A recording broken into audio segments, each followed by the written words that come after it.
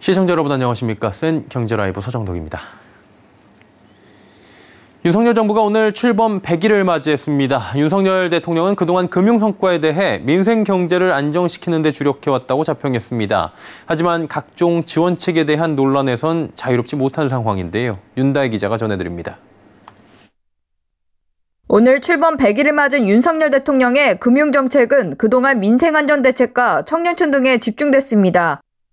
먼저 윤 대통령의 대표 공약인 1억 통장으로 불리는 청년 도약계좌는 내년 출시를 앞두고 있지만 벌써 제동이 걸렸습니다. 국회 예산정책처는 자산이 아닌 소득 기준으로 정부 지원금 규모가 결정되는 것을 두고 금수저 혜택을 받을 수 있다고 지적하며 공정성, 실효성 문제를 제기했습니다. 또 정부는 이달 1일부터 생애 최초 주택구입자에 한해 주택담보대출 비율, LTV를 80%까지 인정해줬지만 제대로 된 효과는 보지 못하고 있습니다. LTV를 풀어줬지만 총부채 원리금 상환 비율, 즉 DSR 규제가 강화되고 대출금리가 높아 주택담보대출 수요 자체가 줄었기 때문입니다. 다음 달부터 시작되는 새출발기금도 벌써 논란이 일고 있습니다.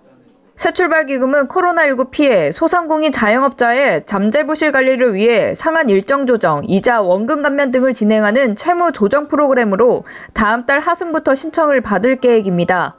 늦어도 이달까지는 운영 방안에 대한 합의를 맞춰야 하나 도덕적 해이와 어깨 반발로 논란이 커지고 있는 상황입니다.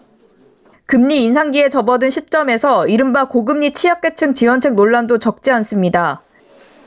이 금융권을 중심으로 한 대안대출과 고정금리로 갈아탈 수 있는 안심전환대출을 두고 금융권에서 우려의 목소리를 높이는 중입니다.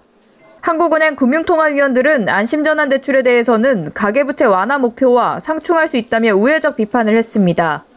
이제 시작이라고 밝힌 윤 정부가 앞으로 어떻게 논란을 잠재우고 서민경제에 힘쓸지 주목되고 있습니다. 서울경제TV 윤다혜입니다.